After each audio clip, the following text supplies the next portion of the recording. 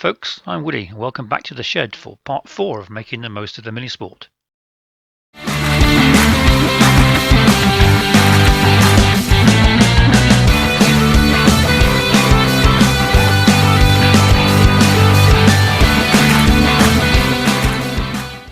For those of you who are new to this channel, the previous parts of the series looked at making movies using cameras fixed to the aircraft.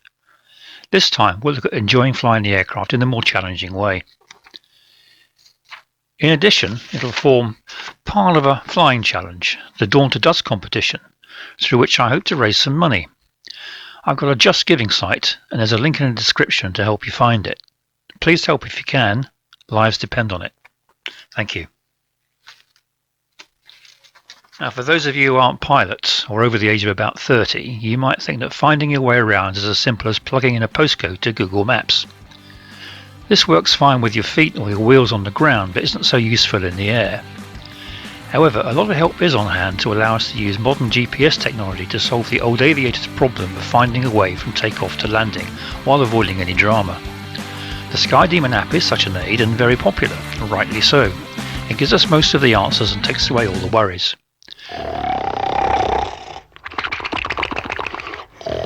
That's fine if all you're doing is travelling, but the journey involves just the opposite, I think, and the more we stray off the line into unplanned territory, or the more effort it needs, the more of an adventure the journey becomes. In this episode then, we'll chuck the SkyDemon into the back of the aeroplane and practice those old-fashioned skills. Oh no, I can hear them moaning already. Another one of those crusading Luddites who thinks that things were better in the old days. Well, in many ways there were. Not so much controlled airspace for a start, a fewer other flying folk to bump into, and, well, mind you, there was rickets, and school milk, and smog. Anyway, I use a GPS unit myself some of the time. They're great, accurate, cheap, reliable, a data feed that will tell you what the weather's like in Berlin or the price of a litre of avgas in Madrid, and almost as an afterthought tell you where you are. It'll tell me where I am. And frankly, how much use is that? By the time you and your Garmin have worked it out, you're not there anymore and have to work it out again, and I've got better things to do. Now at this point, I normally trot out some disclaimer about not being an instructor and all this is just my opinion. Well, it still is my opinion, but just for once I can claim some expertise and qualifications in airborne navigation. Once upon a time, in the days before GPS and even those now ancient inertial navigation systems, I was taught how to find my way around the sky using a map, a watch and a compass. Some people still do that. Why? Because it's a challenge. It's satisfying to be good at something which isn't easy to do, and it adds to the fun of flying by creating an adventure of the whole thing, particularly if we just get lost. Get lost? But isn't that just what we don't want to be? Well, let's think about it. If we journey from A to B, even in the car, how many of us know exactly where on the planet we are at that particular moment? We might have a vague idea, but on the motorway, probably know more than which junction is coming up next. If you were to break down, could you direct the recovery crew to your precise position without pulling your GPS device out? I bet you couldn't. Now, if the definition of being lost is not knowing just where we are, then we're lost most of the time, particularly if we don't know the neighbourhood. Does it matter? Most of the time, it doesn't. We don't know where we are, but we do know where we're going. Mostly, anyway. And the road ahead is our guide, and all we need to do is stay on it until we see a signpost taking us in a new direction. In the air, of course, there isn't a road to constrain us, nor signposts to point the way. We're free to wander about largely at will, and that's the scary bit. We have freedom, so can get lost very quickly, it would seem, and all manner of disasters are then possible. Well, yes, anything is possible, but if we approach the problem in its simplest form, it isn't very likely. This is because we don't need to know where we are most of the time, we just need to know where we're going and how long it's going to take to get there. We can gather information very easily even without a smartphone or a GPS, and this part of the series will show some of the ways of doing just that. I'm going to use my forthcoming entry into the Dawn to Dusk challenge to show you what I mean. I'm going to draw a replica of the Ukrainian national emblem in the sky over Scotland. You won't be able to see it by looking up, but if you download some flight following software like Flight Aware, there's a link in the description to that and other things, you'll be able to see it there, and so will the rest of the world, which is a major part of the plan. If you feel you want to support the appeal, I've included a link to my Just Giving page. Please consider a small donation to this cause, which in the end will benefit everyone in Europe and beyond. Each pound we donate is another brick in the wall. Okay, so let's start with the end result. I want to draw this. And once I've done the flying, I hope it looks something like this. I'll need to fly accurately enough that my recorded track follows the lines of the drawing without wandering too far away, and turning at the right place and in the right direction, while not crossing over and putting lines where they oughtn't to be. Simple. So the first thing to do is to transfer the design to a map that we can use in the cockpit, which, as you can see, is about the size of a tin bath. So a small map then. The usual scale for aviation use in the UK is 500,000. That is about 7 miles to the inch, or very roughly 2.5 centimetres. In my former life as a military navigator, this was very convenient, as 7 miles per minute was what we routinely fly at low level, which is 420 knots. This also has a number of advantages for me now. It's small, so it's easy to manage in a tiny cockpit, and more importantly, the clever people who produced it have made sure that only the ground features that could be seen from an altitude of about 2,000 feet are shown, which makes it a lot easier to interpret in the air. It also makes planning simpler, because I can identify significant ground features more easily. Think about trying to do that on a highly detailed hiker's map. Now we transfer the design to the map. It isn't important that this is a picture. For the purposes of this video, it's just a route that begins and ends at the same place, but has rather a lot of waypoints, which, just to keep things interesting and ultimately pretty, have to be crossed in the right order, and I have to keep the lines straight. We end up with something like this, but for the sake of clarity, we'll put that aside and use something a little easier to work with, somewhere a little less complicated than the Scottish Highlands.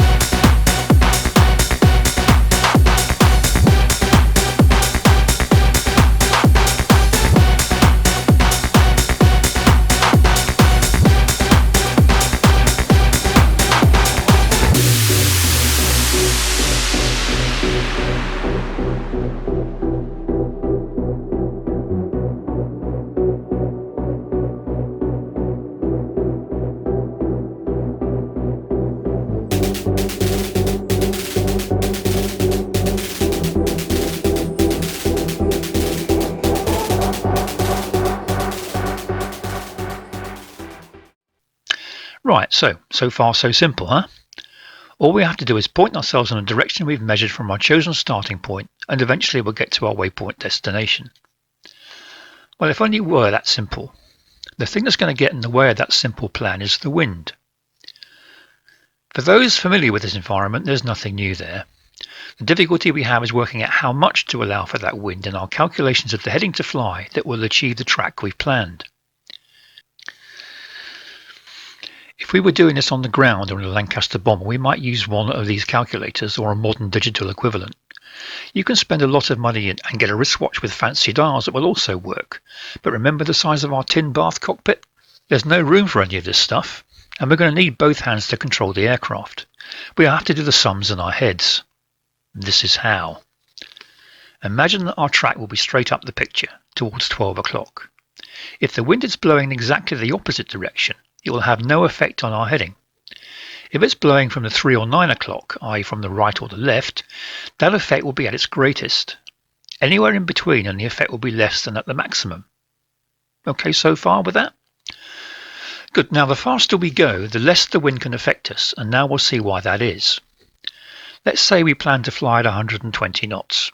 Call it 120 miles an hour if you're not familiar with the terms. In still air, that equates to 2 miles per minute. We take that figure 2 and divide it into the wind speed. Let's say the wind speed is 20 knots, divided by 2, we get 10. That figure represents the effect, the drift, that the wind can have when blowing from the 3 or 9 o'clock. If our track was, say, 020 degrees and the wind is from 110 degrees, it's blowing at the maximum rate of drift from right to left. So in order to follow the track that we draw on the map, we have to point ourselves into the wind by that 10 degrees, and our compass heading will now have to be 030 degrees. Does that make sense? The opposite applies if the wind's from 290 degrees, 9 o'clock relative to our track. We have to point into the wind, so must turn left and steer 010 degrees on the compass to achieve our 020 track. Since if the wind is directly from ahead or behind, the 12 or 6 o'clock, it will have no effect on our heading to hold the right track. It follows that for anywhere in between, it'll have an increasing effect. Okay, so how much? Let's say the wind is, in this example, now 15 degrees off the nose at 035. Remember that the wind blows from the bearing. Well, let's go back to our clock face. 15 minutes past the hour. This is also termed the quarter-hour point. And for our purposes, it represents 1/4 of the maximum drift of the wind angle from our aircraft 12 o'clock is 15 degrees. So our drift in this case, since we want to track 020, is 1/4 of 10, which is 2.5 degrees. I can't steer to within a degree, so I'll call that 3 degrees of drift, and so turn right onto 023. I'll steer 023 on the compass, but I'll be tracking over the ground 020. Does that make sense? If the wind angle is 30 degrees, we apply half, the 30-minute, the half-hour point on the clock face, 30 half of the maximum value, which makes 5 degrees in this case. If 45 degrees, then 45 minutes, 3/4 of an hour, 3/4 of our maximum drift, which will be 7.5 degrees. Let's call it 8, shall we? It keeps the arithmetic easier, and who can fly to half a degree anyway? Anything much more than 45 degrees, approaching the full 60 on the clock, the whole hour, the whole amount, we allow all of the calculated maximum drift, in this case 10 degrees. It should be obvious that the stronger the wind, the greater the maximum drift is going to be. But also the faster we fly, the less it will be. In the example we're using, a still air ground speed of 20 miles a minute, I wish, means we can pretty much forget about the drift altogether, and you can do the sum in your head and see why. Let's say then that I will fly this challenge with a planned ground speed, in other words assuming no wind at all, of 60 knots. On the day I notice that the wind strength is 15 knots. My ground speed in miles a minute is 1. So my maximum drift will be Sir? Yes, sir. Right at the back. 15 degrees.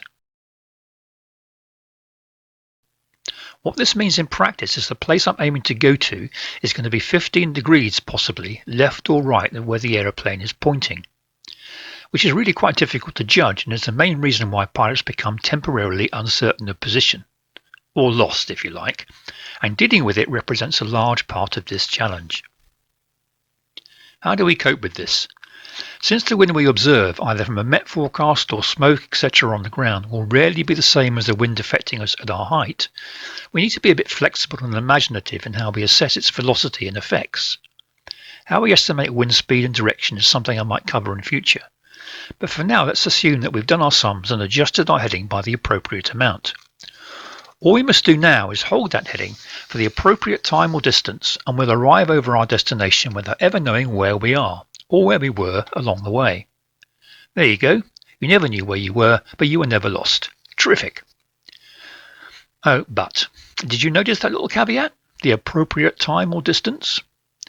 Let's go back to our plan and the map. We measured and marked the track on the map so we have the information in one place. Now we must measure the distance between our departure and destination points, which will give us the time it will take to fly it, assuming no wind. Since we have a planned ground speed of 60 knots, or 1 mile a minute, this sum isn't difficult, even for me. How we mark that on the map is a personal preference, but I mark it with the distance to go to the destination waypoint in 10-mile intervals, and I'll cover the reason for that in a minute. Or 1 nautical mile if you like.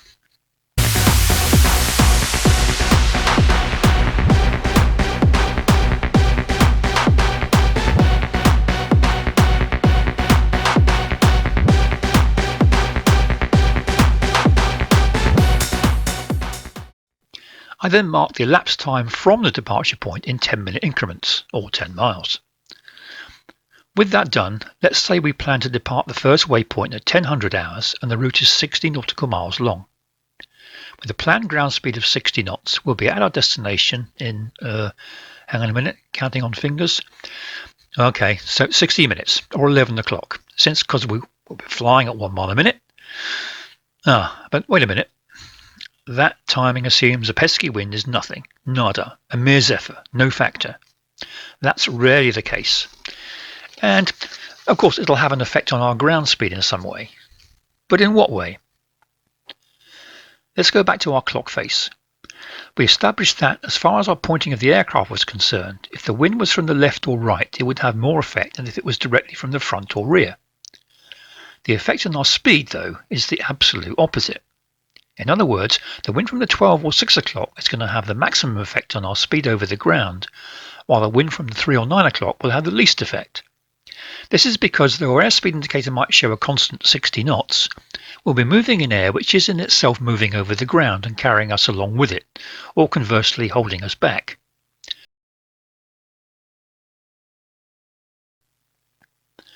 So how do we work out what effect on our ground speed this is going to have? Well, it takes us back to our clock face again. I think we've established now that if the wind is from the 12 o'clock, it'll have a slowing down effect equal to its strength. If we have an indicated airspeed of 60 knots according to our plan, and the wind blowing against us is a headwind of 15 knots, then our speed over the ground will be 60 minus 15 or 45 knots. With this in mind, we won't be arriving at our destination after 60 minutes, but sometime later. We mustn't let the situation become a surprise, because the longer we fly too slowly, the later we'll become. This is how we can predict the wind effect on our speed. If the wind at 12 or 6 o'clock has the maximum effect on ground speed, then the wind at 3 or 9 o'clock has the minimum. We can use our clock face analogy to help our calculations again. If the wind at 15 knots is 30 degrees, the wind angle, off the nose, and will be slowing us down, we might say that it won't be slowing us down as much as if it were directly on the nose. But, using our clock analogy, we can subtract 30 from 90, which equals 60. 60 is full force, the full face, so we might assume that we'll be affected by the full force of the wind of 15 knots.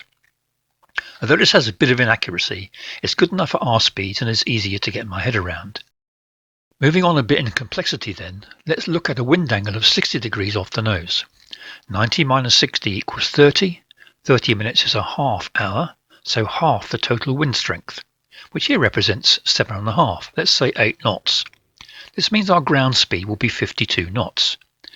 Now, if I have a timing target to achieve, which in the case of this challenge I do, then I need to accelerate to achieve my planned ground speed of 60 knots and fly at 68.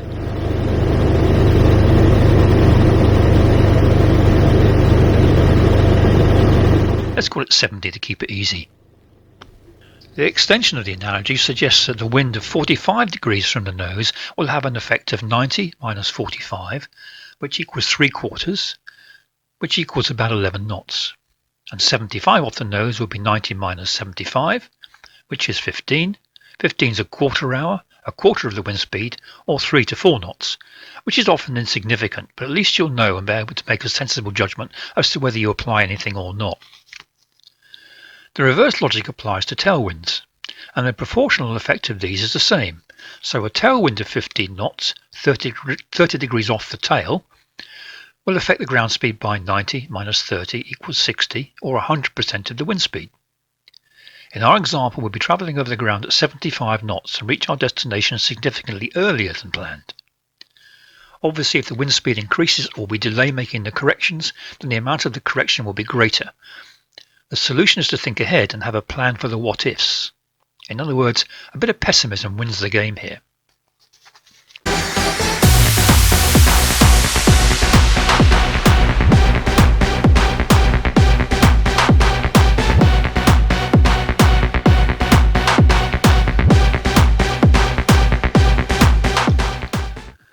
The same analogy can be applied to calculating crosswind components for landing and takeoff, which is quite useful and saves the cost of one of those watches with the fancy dials, which you won't be able to read anyway. The real beauty of this kind of mental arithmetic, mental dead reckoning as it's called, will give us an instinctive feel for the effects, and with enough practice you'll find you don't have to do the sums at all. You'll just know. You'll get a feel for it. This is a skill that just blindly following the GPS and sat-nav will never give you. So now we're mentally equipped to take the aircraft into the air and be sure that we can work out the correct heading to cancel out the wind drift and select a speed that will keep our timing accurate. End of the problems? What do you think? Now you must come into contact with a little more of the real world. Have you ever tried to hold a constant compass heading for more than 30 seconds? Unless the aircraft's perfectly trimmed and stable and there's no air turbulence, you probably found it to be quite difficult. In fact, I'd venture to say it's impossible to do if you're flying solo and doing all the other things we need to do, let alone keep a good lookout for all those other folk trying to do the same. We have to find a better way to accurately hold our track. The same goes for our speed. It's very difficult in a light aircraft to hold a constant airspeed. The air's often bumpy, and if we're being bounced around, the speed varies a lot, so we'll be constantly gaining or losing speed, and therefore time. We need a way to check on progress relative to the time we expect to be at the destination. Nearly 50 years ago, I was taught a technique that some orienteers might know as point-to-point. In other words, firstly, find a point you recognise on or very close to the planned track and fly to it. Then follow the track to another point that you recognise and repeat until you reach the destination. These points will, ideally, be visible from many miles away. If I'm flying at or below 1,000 feet, they need to be, in order of preference, big, unique, and have some vertical extent. Something like a mountain peak, easy to find around here, or an isolated factory chimney. These features are good from low level up to about 1,500 feet above the ground. If we're flying higher than that, then some horizontal extent, say the edge of a significant built-up area, or a natural feature like a river bend would be useful, since we'll be looking down towards them. For this challenge, we can't weave around all over the place because it will spoil the drawing, so we have to fly directly to the next waypoint without diverging from track. Since I'll have a self-imposed timing target to achieve, I'll also need to keep on top of the speed corrections and look out after the aircraft system, keep a good lookout, keep an eye on the fuel, don't drop the map on the floor. I think I'll be a bit busy, so I've got to keep everything as simple as possible, and this starts with the planning. Let's go back now to that map that we began to prepare a while ago. We've drawn and measured our tracks and labelled our waypoints, so we can begin to construct what's known as a plog or pilotage log. This is important for this challenge since it'll form part of the judges' criteria for success. But more importantly for me, it'll make the airborne task much easier because I can do a lot of the hard thinking on the ground. And believe me, that's a good thing where I'm concerned. At this stage it looks like this. Since if I drop this on the floor I'm in big trouble, all this information will eventually be written on the map. If I drop that on the floor, then I'll be heading home. No, I'll have a spare, of course. Remember the what-if plans? My friend Willie Fawcett Upward is providing the extra paperwork. Thank you, Willie. Much appreciated. Let's get back to the map. Here's my long southbound track, drawn in lightly on a plastic-covered map with a fine pen.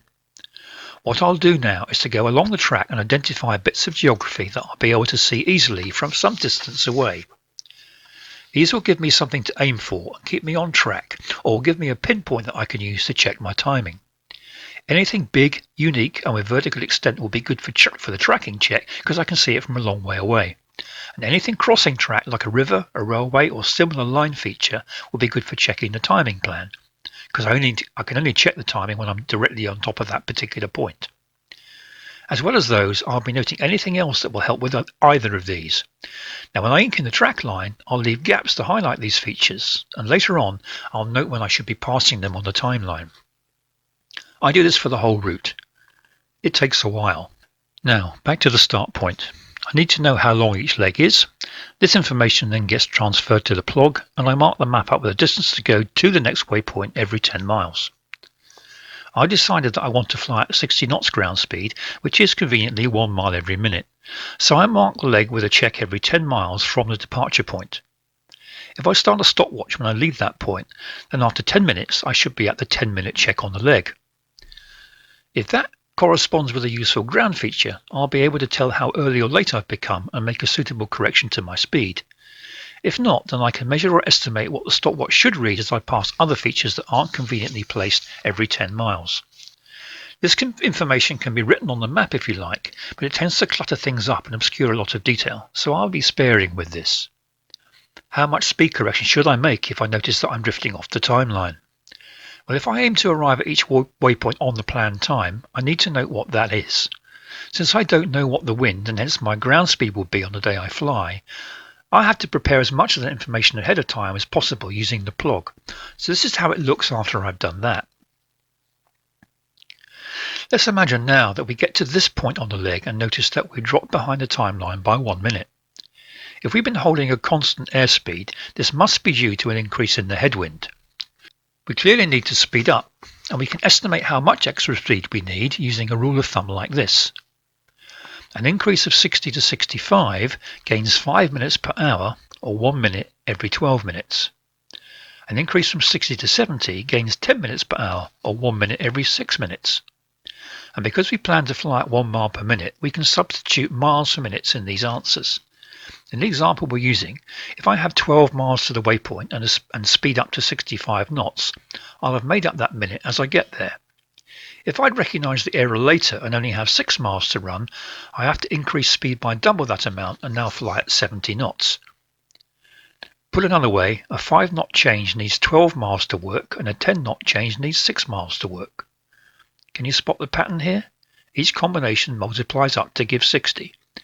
If I've got 10 miles left to the waypoint, I can speed up 6 knots to get there on time. If I've got 20 miles to run, an increase in speed of 3 knots will do the trick. Obviously, this will also work if we get ahead of ourselves and need to lose time.